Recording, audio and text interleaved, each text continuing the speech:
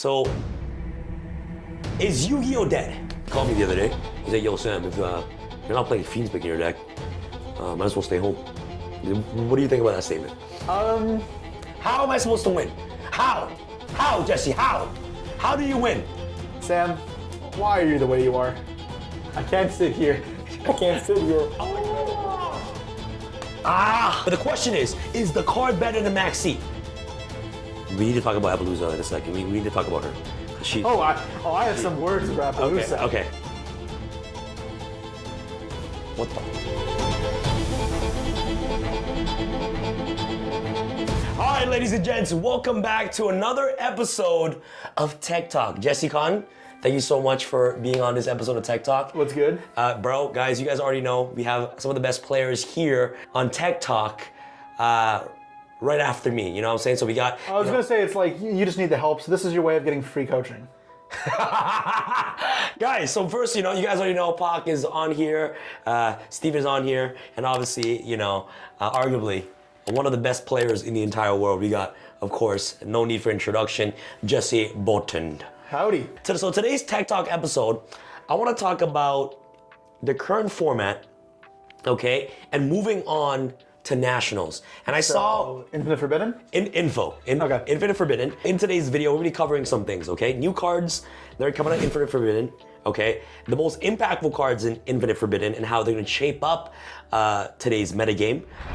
And the reason why I decided to actually do this video is because I saw you post a video called Yu-Gi-Oh! Needs a ban list. It does, in my opinion at least. All right, obviously guys, and there's no one else better than Jesse Khan to have on here. Talk to you about, to talk to you guys about the state of the game and what the future of the game looks like with or without the ban list. So Jesse, first, let's talk Infinite Forbidden right now, okay? So obviously, let's get the elephant out of the room right away. How good is Infinite Forbidden, bro? How good, like on a scale of 1 to 10, how good is that set? Probably 8 to 9, depending on your subjectivity. I wouldn't say it's a bang, a 10 out of 10 game changing, but it has several high quality cards and themes. So very, very strong set. Okay, it's a very strong set. In comparison to sets like, what is it, Darkwing Blast when Snake Eyes first came out? Darkwing, no, that was... Darkwing Blast, no. What was the set? It came out in Age of Overlord. Age of Overlord, okay. So Snake Eyes came on Age of Overlord. What else? Power the Elements is when Tier Elements came out. So Power the Elements probably stronger because it shaped like the entire meta for years, and it wasn't just Tier they had in there. You had the Tier being like a front runner, but then you also had Sprite front runner. Then you also had like Exodia Martha. You also had Mathmix Circular. Oh, true. Even Guardian Vernislopes aren't bad cards at all, and were in there. Very, very powerful and like game-changing set. It very much changed the pace of the game. And Forbidden has extremely high-quality cards and high-quality themes and archetypes, but I don't think it's going to totally shift the shape of Yu-Gi-Oh! The way that something like Duelist Alliance did, or the way something like Golden Attacking Galaxy did. Sets that just upended Yu-Gi-Oh! In its entirety, and every deck before them kind of became relevant, because that's what each of those sets kind of did. Right. So this set is fantastic, but it's not a game-changing set. Super duper quick, entire site-wide sale at txx1.com. Be sure to use the code POC10 or Potato10 from July 4th to July 8th, ladies and gents, to get an additional 10% off plus the sale on the website. So you guys will get a total of 15% off from July 4th to July 8th using any of these coupon codes. So guys, take advantage of the discount.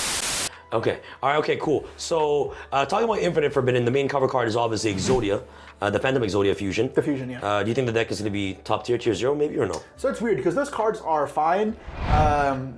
The Millennium Monsters specifically have a lot of utility in the sense that at this cost of 6,000 life points, which sounds bad, but it's not. It's not the end of the world. Obviously it's not great, but it's not the end of the world. You can summon a level 8, a level 6, and a 5 body without using a normal summon.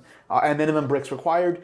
And in terms of free extenders, it's pretty good. Now they're also all Earth, and they also have a variety of typings. Like one's Beast Warrior, one's Rock, and one's Warrior. So depending on the deck you're playing, you can use that to turn into any engine. In the OCG, for example, they can make Curious, however it's banned for us. Oh yeah. Because, 3 different types, same attribute. So 1 card of Curious, no normal summon required.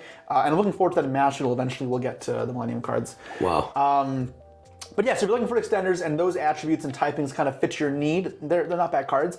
That being said, at the end of that line, Millennium Shield would search Millennium Ankh. Yeah. And Ankh is the weird one, because Ankh itself is a fine card, and the Exodia Fusion itself is a fine card, but the problem is it requires 5 Forbidden One monsters. Also, and the Millennium monsters aren't Forbidden Ones, so 5 bricks. That's the problem. And 5 bricks is a hefty cost for what would otherwise be just like an okay engine without the Ankh. So you could just play the Millennium cards in a self-contained loop, where it's like 3 of the Caveman, 3 of the Golem, and then like 1 field spell, 1 shield. Yeah. And like have that 8 card package, as opposed to a complete deck. So True. Yeah. Wait, doesn't the Millennium cards give you access to 1 card Beatrice too, or am I tripping? It's level 5, level 6, level 8, so no Beatrice. Okay, so no Beatrice. Still, definitely really excited to see Exodia getting new support in 2024. But obviously, let's get the elephant in the room out of the way. Fiendsmiths. All right, so this is. Do you think like how big is this shit? You know what I'm saying? Like how crazy is Fiendsmith? So Fiendsmith is crazy, but what really put it over the top was the announcement that we were getting the closed moon, Sky of the Closed Moon, Gods of the Closed Moon. What is the card called? Moon of the Closed Sky. Moon of the Closed Sky. Yes. That kind of put it over the top because it's almost like the Orcus cards from 4 years in the past, or 5 years now at this point. Yes. Where those cards were good, but they weren't like broken and they weren't incredibly splashable. They were just an okay engine by itself. And maybe that's an understatement for Fiendsmith. The cards would have been good by themselves, but if they even had a spot in a deck like Snake Eye was debatable until this generic Link 2 Light Fiend. Just the fact that you have generic Link 2 Light Fiend that can bridge any 2 monsters into the Fiendsmith engine is phenomenal. Comparisons have been made many times. It's not like this revolutionary idea that it's Nightmare Mermaid 2, but incredibly powerful. So any deck now that puts up multiple bodies can get you access to the Fiendsmith cards. It's going to be insane. And the Fiendsmith cards, in terms of their own quality, because the problem with it would be as a deck by itself is it's only like 4 different cards. Yeah, 4 different. So how do you can't build a deck of 4 different cards? That's not a deck. That's a supplementary engine. Of course. So like you could put those in any deck and they would have been okay to draw, but they take up like 4 extra cards minimum, or 3 minimum, I guess, if they want to make it really tight. But for that minimum, usually what? Okay. Usually that's like, kind of the debate, is it worth playing a couple cards in the main deck with the extra deck engine? But now that every deck can access it, and you don't have to draw the package to get access to it, almost every deck that can use it will use it. And this is all enables from Moon of the Closed Sky being released either as a super rare or a common. Either of those two, yeah. Yeah, either of those Unless the pictures are a lie, yeah. Yeah, but that's crazy, guys. Moon of the Closed Sky, apparently, going to be common or super rare, is absolutely insane. That means everybody will have access to them. I think Konami is going to make it a way where it's like... But the Fiendsmith engine, like the Fiendsmith, the main one is secret, so... Yeah, secret, and also QCR, which I'm going to have, by the way. Sure, I won't. But yeah, that engine is insane. Gives you access to Beatrice. Beatrice dumping cards like Snake Eye Ash, or even what's the card? Soul of Luna. What? The card that like banishes to set like any trap or some shit. I don't know what the hell you got Soul of Luna for. It's like Angel of the Blue Tears. Or Angel of the Blue Tears. Yeah. So what that does is when your opponent takes damage, you can banish from grave to set a normal trap in your deck, and you can use it that turn. And one of the Fiendsmith cards, level 6. When it goes to grave, to shuffle back into the Light Fiend, which you can do very easily, and then burn 1200. So really dumb that it has that ability, but it just searches any floodgate. But you can do other stuff as well, right? You can set... what's this card? Beatrice can dump rollback and Maikashi, right? Yes. So that's off 2 triggers, right? But yeah, because then with the Blue Maiden things, you can send like an engine card first, and then on their turn send the Angel Tears, so you get both. But the Maikashi trap and rollback's broken as well. If you don't play the 2 bricks in your deck, you could play Black Goat Laughs, which is a fine and interrupt as well. The Shufflers, Keldo, Medora, great cards to send. Wow.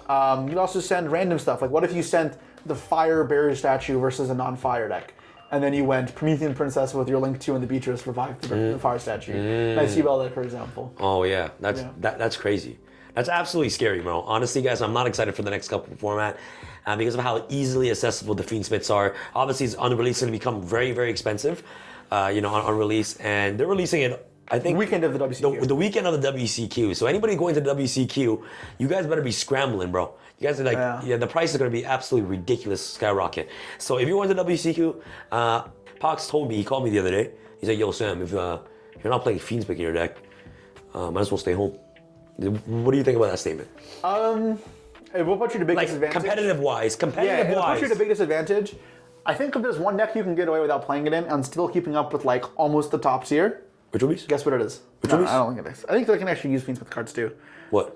Ritual Beast. They can use Fiendsmith cards? Yeah, because it's generic. Okay, so like what else? Like what were you saying? Yubel? No, because I need Fiendsmith cards too. Yeah, right? Well, what else? Runic Stun. You're actually you're sus, man. I think that's in a fine spot. I think it's in a fine spot. Do not give people ideas right now. Well, you should. I'm trying to be honest. I don't want to play against it. I don't want to tell people to play it, but I think it is a solid pick. Runic Stun? Because remember, I said like Closed Moon gives you access to, or Closed Sky gives you access to Fiendsmith, any deck that generates bodies. Okay. So if you're playing any deck with 2 monsters in the field, which is literally every deck that's not a trap deck or stun deck, Okay. you should play Fiendsmith cards pretty much. So the only deck that isn't going to be like that is a trap deck. And the only trap deck I think is playable right now, or trap deck, Runic Stun. If you play Runic Stun, bro, I'm sorry, man. You can't be friends. I'm not going to play it. I can't imagine that. I wouldn't have fun either sitting there for an 18-round tournament playing Runic Stun. No, there's no way. There's no way. Johnny, I love you, Johnny. But don't play Runic Stun, please, guys. Oh, you already understand the Asian persuasion showing up with. Yeah, no, he's coming there with Runic Stun for sure. What main impact will the Fiendsmith have, and which deck is going to be good in? Like the most, like you're going to see in top tables. As I said, it's going to be pretty much every deck, right? It's going to be top 3 decks. Top 3 decks in the top cut of anybody CQ. That use Fiendsmith? Yes. So I mean, it's pretty much every deck except just leave out Runic Stun, because again, every deck that can make bodies will play it pretty much. Number 1, still Snake Eye. It's just it's Snake Eye. Okay, so why does Fiendsmith so good with Snake Eye? It generates more bodies, and like the really dumb synergy here is the Fiendsmith link ones, or link 1 and 2, can attach themselves as material as equip spells. Oh my god, you can send it. They give you random small bonus effects for the Fiendsmith engine, which is like cool, but yes, you get extra synergy there, which is totally unnecessary. So you equip the Fiendsmith links to the cards, you activate Ash, send the card. You can use Ash, Oak, Original, or Black Witch, yeah. This is why we need a Banlist. We do, yeah. Wait, and the Fiendsmith card is a 1-card Promethean, right? More, right? It's Promethean until reviving back. Okay, because I've seen combos online where they go Fiendsmith overlay Beatrice. Yeah. Right? Beatrice and Ash. Beatrice and the Link 2, right? Make Promethean, right? Yeah. Revive back Ash full combo. Yeah. So now with 3 Bonfire, 3 Ash, now Popular is a combo. 3 Witch, 3 Fiendsmiths, 3 Wanted. What the Welcome to YUGIOH, my friends. I'm scared. I'm actually scared. That is actually. It's a little concerning, yeah. That's oh my god. Okay, so. Hold on. There's one thing I don't know if you know. What? You know what DSRA does? These nuts in your mouth? What? What? Why? I'm trying to help you here. okay, sorry. What are you saying? Well, how ungrateful he is. What? Anyways, I thought you said these nuts in your mouth. that's not what I said, you tool. Okay, sorry. Anyways, it's the big Fiendsmith fusion that most decks, or a bunch of decks don't play, but a lot still do. It's one of the most divisive. What is it? It's the big Fiendsmith fusion. The one that requires 3 materials, DSRA. Carly Rae Jepsen? Dude, they're Latin, the names. Okay, sorry. Anyways, it requires the 3 life fiends, so it's a bit harder to make than the other one, which I'll use in your standard combo, but say you already have your Snake Eye Ash to play. Yep. So you don't need to use the rank 6 access to get into your combos. You could rather Caesar, make this fusion DSRA. Caesar, you can make Caesar as well. But I know you guys have your own testing shit. Sorry. Do you guys play Caesar or no? Don't have space for it in specifically that deck, no. Okay, all right. And the other Fiendsmith decks I would. Like I would definitely play it in like Virtual Beast deck that's weak to Nibiru. Yubel? Yubel absolutely, because that deck just makes it without even needing to like play the Fiendsmith cards. Yeah. At least I play Shy on my Yubel deck. Yeah. But you can make DSRA, which says you can equip a Fiendsmith card to it, and then it says quick effect. It's hot red dragon archfiend. Target number of cards when it controls up to the number of equips to it, and negate them. So once a turn. Once a turn. Yeah. Okay, so if you have 1 card, you have 1 equip. That's 1 negate.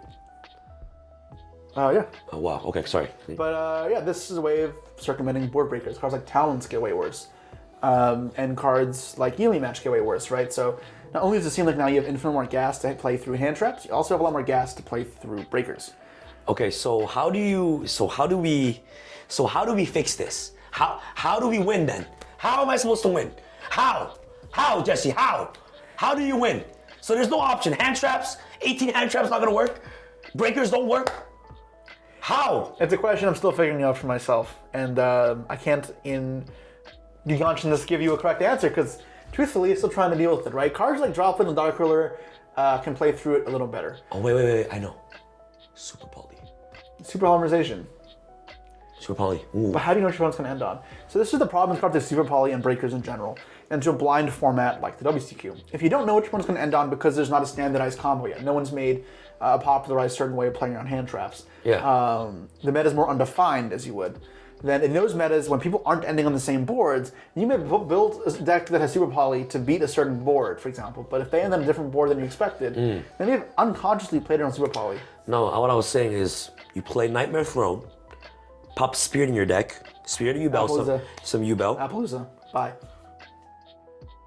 We need to talk about Appaloosa in a second. We need to talk about her. She, I have some words for Appaloosa. Okay. But just because it doesn't mean I have to ignore its existence. Okay. Effect Super Poly, something Super Poly, the Loving Defender, Hobie. I just shed negates. Wow. You can't negate Super Poly though. Yes. Wow. So guys, this is actually getting scary. Wow. Okay. So Snake Eyes, Yubel, can you abuse the fiendsmiths? Yubel, I think, would be the second most represented deck in Top Cut. Yeah. Okay, so it would be Snake Eyes. Okay, top 3 best decks right now. So whatever. It was Snake Eyes? Yeah, Snake Eyes, then Yubel. I don't think this deck is that good, but it'll be popular and it beats players who aren't well prepared for it. Take a guess. It's also getting new support in this set. Gimmick puppets. No, I think the deck is bad, but why? Okay, we'll talk about that later. But what's the next deck? Wait, need support. It already came out, but it's getting two new cards and then one kind of card. I know what it is. What is it? Stop hitting me. I know what it is. What is it? What is it? Hey, I don't say it. Ritual Beast. I just said it wasn't Ritual Beast. What is it? Wait. Give me this. Yes. Attack. Yubel. Attack. No. Oh, dinos! You are the dumbest piece of shit I know. What? Attack, wait. Attack, synchro, attack, synchro, attack. Tenpai? Jesus, this is so Oh, sad. they get the new dragon, right? Tenpai gets a new dragon card. Like, what is it called? I guess Pokedora or Dracodora, which is a normal summon that's not specific to Tenpai, but adds fire dragons. And then Genroku, Tenpai Genroku, which is just Tenpai popular. Wow. That's insane. Yeah, they get a trap card as well that I don't think is actually really good, but it's technically playable. But in order to play it, you're gonna have to search it, and if they search it, they can play around it, so it's not that big of a deal. Okay, so what's your stance on Tenpai right now then? So my issue with it is if you play versus a player who knows what they're doing against it, it gets kind of rough. The plus side of playing Tenpai is you can play a way higher non-engine count than a lot of other decks, which is fantastic to breaking stuff. However, your engine is worse, specifically going first. Going first, you really can't do much. Even with fiendsmith cards, that doesn't change because like you can put 2 bodies on field and you can play fiendsmith Tenpai. And instead of ending on Erratic Seal, you can end on like Caesar, or you can do Beatrice combos, but that's vulnerable to hand traps, so that's all you have. You're not backing it up with anything. Yeah. If you're playing against the breaker deck, then that's fine, but otherwise, it's not great. And then going second, the goal is you have like 4 hand traps or 4 breakers, you stop everything they have, and then you play. Another advantage to Tenpai is you don't only have bricks in the deck the same way you have cards like Flamebird or Snake Eye Ballstar in your Snake Eye deck. But yeah, I think it has way more like sore spots, maybe more consistent over the long run of a tournament, but due to glaring weaknesses, you'll instantly lose to like D-Barrier. Players are playing Beatrice and Rise to Full Heights now, a trap card that was released years ago. It's played in Paleo sometimes. They can banish yourself from the grave, so that Beatrice send it. Yep. Target a card on the field, and your opponent can only attack that monster. So they attack it when it dies. It's just not on the field. They can't attack anymore. Yeah, so you can target like an SP and then SP tag itself out. And they can't attack at all. They just can't attack. So wow. Yeah. Did you figure that out? No, OCG's been doing that. Oh shit. Yeah. So people actually said that though. The guy who won. There was a tournament. It may have been the Chinese qualifiers. The guy who main decked it. He won with Yubel. No. What do you win with? Maybe I'm making remember the wrong tournament. I know a tournament that happened there recently. Yeah. And the top deck is main decked. What's it called? Main deck Rise to Full Heights. Okay. Insane. So guys, Snake Eyes, Yubel, and also Tenpais. Let's quickly talk about giving Pokemons. Why do you think the deck is bad? Like, I think the field spell's broken in a very similar vein that Tenpai field spell is. So what does the field spell do? Honestly, I don't remember all of its effects. It just can't be targeted, right? It stops your guys. It makes your guys immune like the Sanguine summoning. Okay. And then I don't remember if it may get your engines going as well. But the biggest thing it would do is it sets up FTKs, making cards immune. So just FTKs your opponent. That's what deck does. So it beats decks that play breakers. And it can play around hand traps okay. I think it is worse playing through hand traps than a deck like Snake Eye, but it's not terrible in hand traps. Thing is though, if everyone's playing a ton of hand traps because they need multiples in order to beat Snake Eye, then you can expect people to have multiple hand traps against you. And that's when I think he kind of starts to waver a bit. Specifically when you don't draw the field spell. If you draw the field spell, it's a different story. Your deck is incredibly strong. Just like Tenpai, if you open up with it. Yeah, or you can even relate to like Tiamat when it draws its field spell, right? It's a very, very different deck. And it's just like when you draw Nightmare Throne in the belt. Exactly. Yeah. And it's not. They're not searchable. I mean, they are searchable, but there's searchable. Even if they are searchable, they're prone to disruption earlier. Yes. Your deck is definitely worse. So it's an inconsistent strategy to say I'll draw the field spell every time. And I feel like it's not great playing in a field. It's another issue. The deck's non-engine count isn't as good as Tenpai for making the comparison of the broken field spells. Right. So just one-on-one, I think it doesn't match up as well. Yeah. The deck is not terrible, and people who don't know how to interrupt it properly will also be at our disadvantage, so it can get a surprise factor. But I think it is mostly a gimmick. Yeah, I was so worried I'd have to roast you for being dumb there. I'm not dumb. Yeah, okay. Just ask you a quick question. Name the top 3 best players. Am I one of the top 3 best players in the world? Sam, why are you the way you are? What? But that was a good one. I got it. Gimmick. Gimmick puppets. I get it. I'm glad you got that. But the deck is FTK though. It can FTK. It's scary. But you better draw the field spell. But the field spell's not searchable. It is, but you can disrupt that part. It's like if there's summon Padra, right? You can Veiler that. True. Because Veiler sucks if I have the field spell. Same thing with gimmick puppets. That's why it's a gimmick. Tenpai is a gimmick too. Might as well call it gimmick Tenpai. Tenpai. Okay. Sam, why are you the way that you are? Sorry. Is the new trap card coming out of the Infinite Forbidden? There's 2 new cards. Two other hand traps that come out. Oh, okay. So we're talking about 2 new hand traps that are coming out. A lot in the set. Mulcharmy, and of course Mulcharmy. Yep. Mulcharmy. Mulcharmy Perillia. Yeah. Emulsifier. Okay. Okay. And what's the other one? The Ash one, right? Dominus Purge. Yeah. Dominus Treadle. Dominic Treadle. Dominic Treadle. You are such a dunce. Dominic Treadle. I can't sit here. He said Dominic Treadle, bro. He says Dominic Treadle. That's not what I said. Okay. What's the card called? Dominus Purge. I don't know if there's a new translation for it, but Dominus. I am going to hit you. Stop asking me this. I'm being serious. Dominus Purge. Dominus Purge? Purge, like purge. Dominus Purge. Okay. So thoughts on the brand new Mulcharmy and Dominic Treadle. Yeah. Mulcharmy, I think, is a card that is. Okay, let's go over the effects first. What does it do? Sum it up for the viewers. Sure. So Mulcharmy says you control no cards. Quick effect, you can discard it. So you can discard your opponent's draw phase. And then it says, for the rest of the turn, every time your opponent special summons, your opponent summons, normal or special summon, from the hand, draw a card. You can use this effect twice per turn for some reason, not once per turn or thrice. It's just if you have 2, you can use 2. So if you have 2, I draw 2 cards per draw? Yeah. No, wait. Are you being serious? I'm pretty sure that's how it's worded, yeah. If I use 2 Mulcharmys and my opponent normal summons 1, I draw 2 cards. Yep. Agreed. You know you can't maxi twice, right? I understand, Sam. So you can Mulcharmy twice? Yes, but it only summons from the hand it counts for. Okay, well, fiendsmith summons from the hand. No, it doesn't. Well, track this. It adds to hand, discards, then it counts back. Summon draws 2, right? Okay, no, I'm sorry. I didn't go something. The Okay. fiendsmith summons from the graveyard, Sam. Oh, sorry. Popular. Yeah, Poplar, Black Witch, Snake Eye Ash, Grave Squirmer, normal summon Dark Beckoning Beast, the extra normal summon of Dark Beckoning Beast, Shavara, Aruha, all the ritual beasts, all the flues. But the question is the card better than maxi? No, and let me tell you why. Okay, why? So we are forgetting one thing here as well, is at the end of the turn, you shuffle back cards from your hand until you have the number of cards opponent controls plus 6. So this means you can't go absolutely hand. Your opponent ends on 3 cards on field. The max number of cards that end on hand is 9, so you'll draw to 10, which is still very good. I don't understand what the whole end. I know math's not your strong suit. Let's just Okay, no, what does that mean? So okay, what's the end phase effect? What does it say? shuffle back cards in your hand until you have a number on their field plus 6. So number so shuffle back into their hand. So let's say they have 3 cards, right? Yes, 3 plus 3 plus 6, so that's 9. Correct. Such a great job. You answered every question. So that means the maximum cards I could keep in my hand was 9. Yes.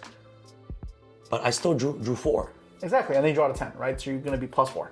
That's insane. Yeah, that's still very good, right? But it's not going to be like the same gargantuan that a Maxi is, for example. The extra value comes in wherever you're using hand traps, right? Because those are cards value you're going to be getting immediately. So end of turn, those aren't going to be recognized in terms of your what you have to shuffle back. I understand.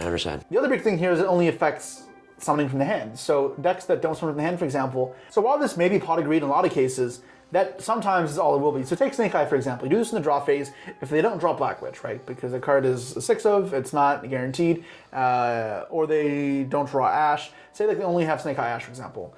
Snake Eye Ash, get Poplar, and they play the rest of their combo, and nowhere else in the combo they summon from the hand. Draw 2 for Snake Eye is good, but is that enough to stop the combo? No. No. But if you're playing 20 hand traps in your deck, then... So it helps, but it helps it's gonna be nowhere near enough. Oh, so it's not like Maxi, eh? So yeah, there will be some matchups where it's like Maxi. It's funny because first Flu Maxi's terrible. But it destroys them like that. It actually... Okay, Jesse! Now what I'm saying is Flu's gonna get a taste of how it feels to be shifted. Or we're just gonna Maxi them the way they would do to us in Mashable. Does Mulcharmy have to be sent to the grave? No. Oh, so they shifted us, huh? I mean, just chain it anyways, but yeah. Oh, okay. Yeah. But yeah, Virtual Beast as well. Pretty brutal.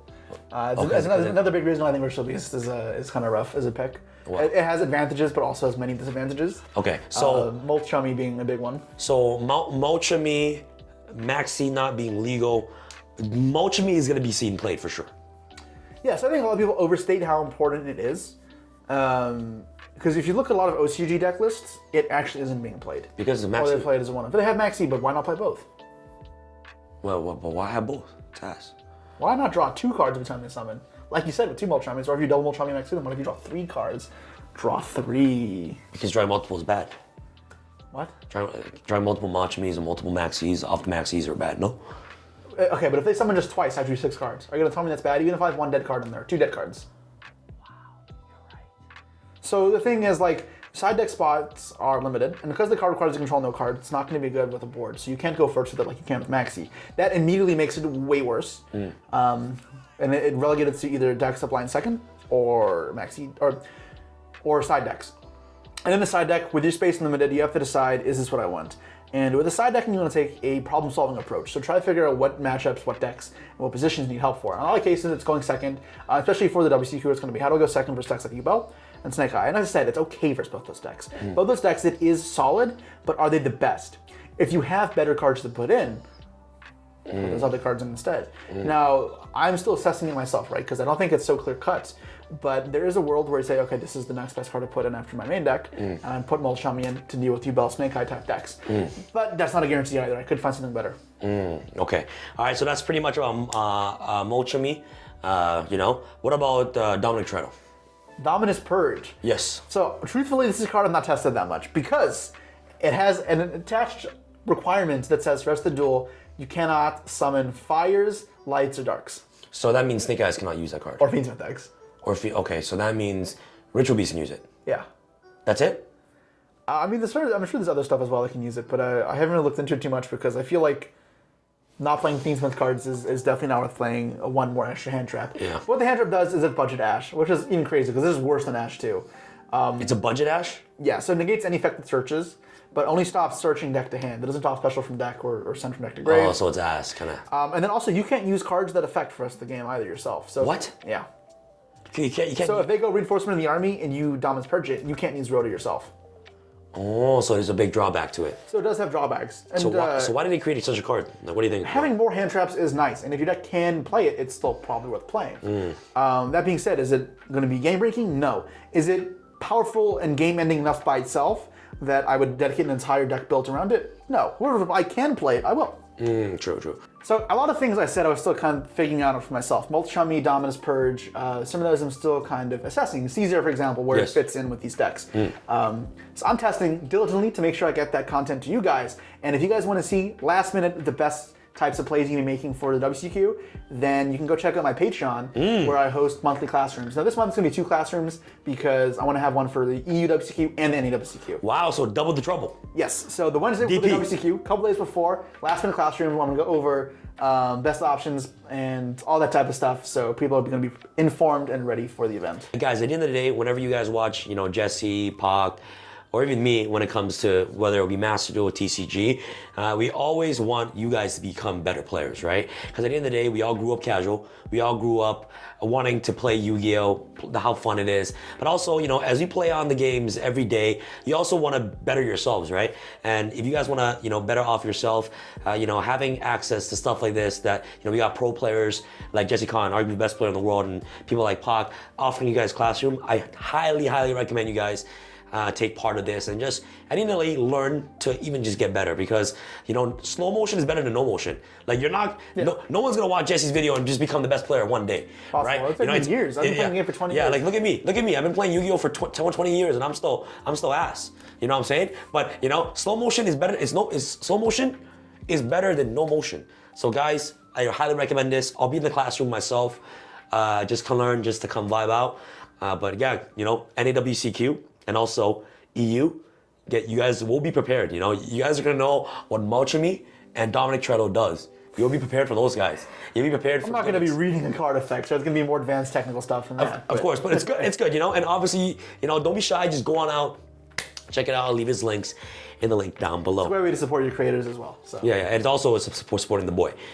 Anyways, so is Yu-Gi-Oh dead?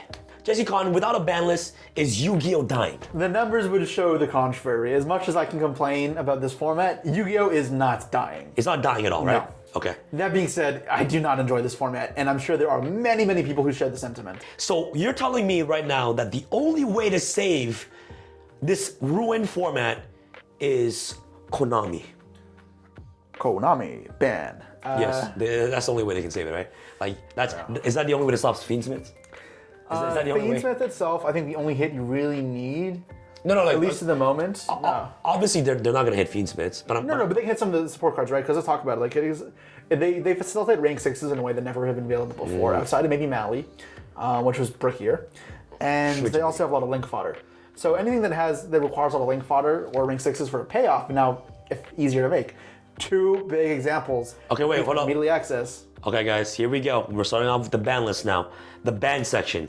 What do you think needs to be banned? Obviously, guys, let's accept it. Fiendsmiths aren't getting hit. We all want a ban list. Let's fix Yu-Gi-Oh right now, Jesse. What's going to get banned? What Beatrice. That card should have been Beatrice should have been gone before. Yes. You think the baddie is gonna go? She should have been gone before. This is the nail in the coffin. Like, she needs to actually go. Bye bye. Vamos. Beatrice needs to be on your way. But how about Dante? They can reprint Beatrice Light, which is only for BAs instead of making it super generic. Okay, that's true. Okay. All right, so Beatrice needs to be gone. 2 generic, sends anything to the graveyard, enables some nasty. And quick effect, uses it twice. Like, okay, why? Quick effect uses it twice, enables some of the most degenerate I combos must in the say, game. why is Beatrice not be able to use on summon, the turn it's summoned, when you use a BA for it? But if you summon it the easier way now, you can use it straight away. Yeah, it doesn't make sense. Imagine if Beatrice couldn't use it on summon. It'd be way for either way you summoned it, it'd be so much more fair. Yeah, it is true. Yeah, just for how generic it is, it definitely needs to be banned for sure. Okay, so ban section, you're saying Beatrice is booty cheeks. Bye. What else needs to be banned? Appaloosa. Oh. Bye. Gone. Appaloosa banned? I think Konami knows this too, because they chose not to ban it because it was in Rarity Collection too. Oh, but in this ban list now, everybody already picked up the Rarity Collection, the high rarities. They may wait one more ban list, unfortunately, I think. Okay. But I think it is in the near future that Appaloosa goes the way of the past. Why do you think it's toxic? Because it negates. These Omni negates have proven to be like super. It's not Omni insane. though. Not Omni, pardon me, but it's Negates, It's multi negates, right? It's so many negates oftentimes when you make it that it's really just a floodgate. So yeah, like 4 negates and you bell, they can never attack it. it's really good and super generic. And before, when it was more of a problem to make, like before, I remember when it came out, I was thinking like the card was good, but as a way to beat Nibiru, no deck could really put 4 bodies in field get Nibiru, and then be able to play afterwards, right? It was a tall ask. Yeah. Nowadays, that's not a problem. Yeah, exactly. You can make Appaloosa without committing your main play. Yeah. So play around hand traps. It's so much easier. And then as far as breaking a board, it's incredibly hard to beat Appaloosa. Now, granted, it's a bit easier because Konami did go in the right direction, banning some of the few negates, Baron and Savage first. So spells are more effective at dealing with it. Yes. However, it is still not enough. I think Appa would be that final nail in the coffin that gets us closer towards where we want to be. Oh, for sure. Yeah. Okay, so Appaloosa needs to absolutely go. Yeah, runs away, and then you start hitting like the crazy floodgates. So people have to play interactive games where decisions are a lot more impactful. So that's why Beatrice would go as well. So right, Fiendsmith, Snake Eye, if you get rid of both Beatrice and Appaloosa, it's still fine, but it becomes manageable to break the board. Exactly. The issue with a deck like that, hand trapping it's almost impossible. Yeah. So you should want to break the board, but because of Appaloosa and Beatrice, breaking the board's also not possible. So like, what the heck? So what do you do? What do you do? That's crazy. You cry yourself asleep in the corner. Oh my god, guys. You see in a format where breakers don't even work, hand traps don't even work, what's gonna work? Konami, you're gonna work. Please, help us. Appaloosa, do you know what needs to get banned? Triple Tactics Talents. Really? That card is insane, bro. Pot of Greed, Change Your Heart, and Forceful Sentry in all one card, Jesse. Change Your Heart's legal. Forceful Sentry's banned, Pot of Greed's banned. So two out of one needs to be banned. Pot of Greed though, like it's not Pot of Greed because it requires a bit of commitment first. Draw cards is a bit different. Anything that draws, if you It's Pot of Greed. You let me finish my sentence. Sorry. Anything that lets you draw first, anything that lets you drawing first is better than drawing later. So cards like Avarice are worse than Pot of Greed because drawing too straight away. It lets you sculpt your hand around what you drew, and you can make decisions based on what you drew. So. That knowledge earlier on rather than later on is a huge help. And talents giving later on is actually a power difference. The drawing two earlier versus later. And that is meaningful. However, obviously drawing two is still good off it. That effect is not as insane. I think if Pot of Greed said like, this card only uses like the 5th card in this turn, it would be significantly worse, for example. Yeah. Which is like a weird way of nerfing it, but Yeah. sure. Yeah. Or after you've summoned X amount of times from the extra deck or whatever, see what you played. Because it gets worse, right? And obviously it's not a bad card, but it's not broken. Change of Heart's already legal. The only reason I can see for it getting banned is the Forceful Sentry effect. That effect is really toxic, and it punishes hand traps in a way that I don't love. Yeah. I think that's a very unhealthy interaction. Yeah, I just don't like that. Like, it's annoying. That's why I think it should get banned. I really don't like that aspect of the card. However, as someone who doesn't like playing talents because the impermanent feels terrible, it's a dead card in your hand. Yeah. Or you go first and lose the breakers because it's stuck in your hand. I think the card is not broken, and I don't think it needs to be banned. However, I think it's the rip your hand effect can create some very, very not fun circumstances. Yeah, because like look at my hand, no way. That's my point. A point of red rose is banned. So I can't see it getting banned solely on that reason. Okay, all right. But I do not think it's broken. Okay, the next card. I have my own input on this. It's kind of a little ball in the park here, but IP Masquerade a ban. This one's weirder for me. I think IP into SP is really, really strong. Oh yeah. And I don't like that it's so easy to make. Wait, honestly, then if I ban IP, I have to ban Rage too, because Rage is more broken than IP. But that Rage is very specific on the decks, right? True. If you because the Fiend decks will cycle it eventually, right? Yeah. Unchained has already kind of fallen off, and Yubel, if I'm sure it'll get hit more in a few months' time, falls off fine. No more Unchained. Yeah. If they keep making new Fiend decks, then maybe you have to do something else about it. Yeah. Maybe hit Yama. I don't know. Yeah. But that's like a whole other ball game. whole other ballpark.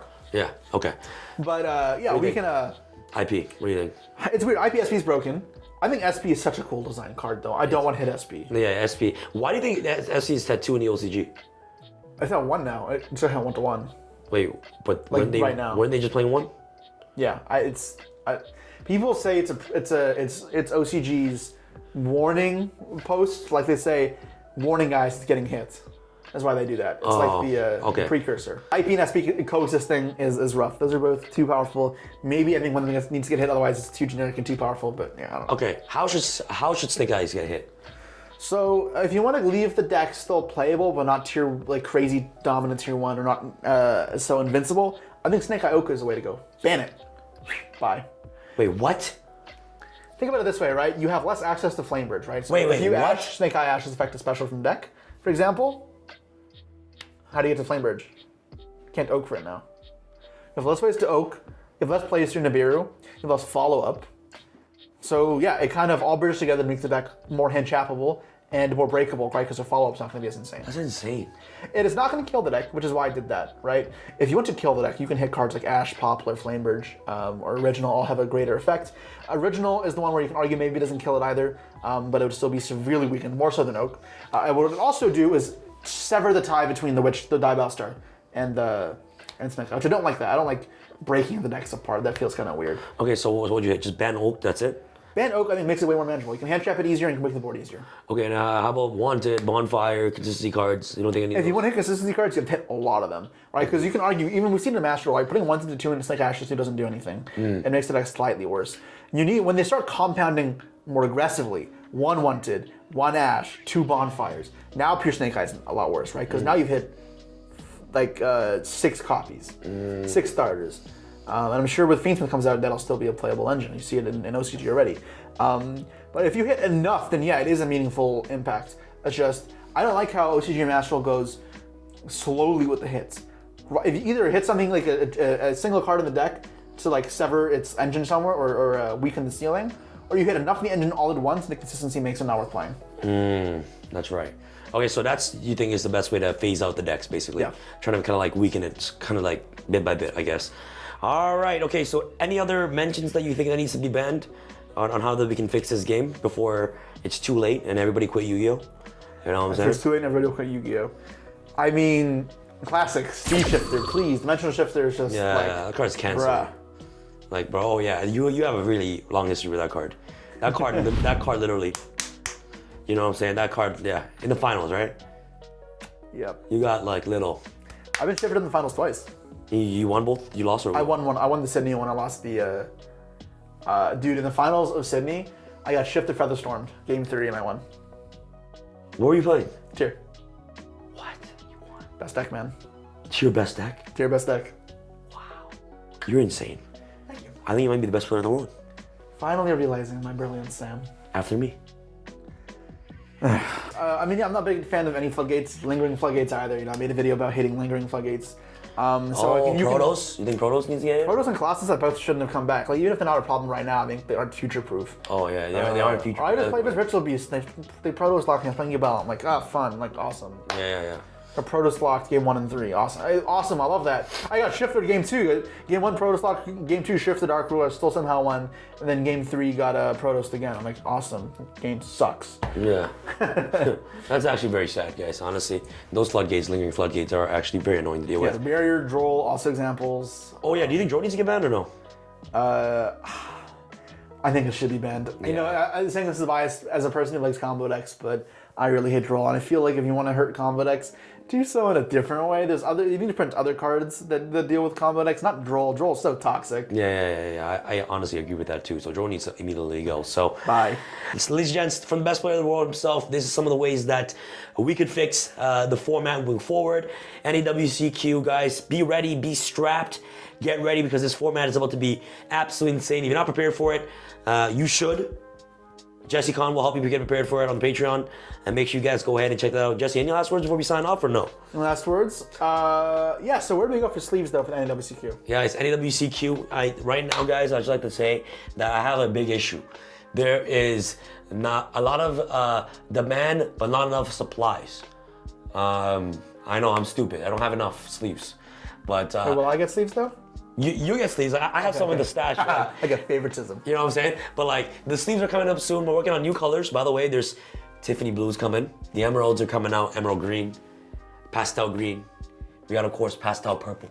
And some more sleeves coming in soon, bro. I'm working really hard behind the scenes to get those for you guys. But if there are some stuff available, make sure you guys visit tx1.com today. Get your sleeves down below and use code Potato10. Potato10 for 10% off your entire orders. That goes for the entire website, by the way. So you guys can take advantage of his discount code. And yeah, guys, thanks so much for watching. Hopefully you guys enjoyed this episode of Tech Talk. And any last words? Those were my last words, so I guess I'm good. Yeah, man. Do you still think I'm the best player in the world? Sure, Sam.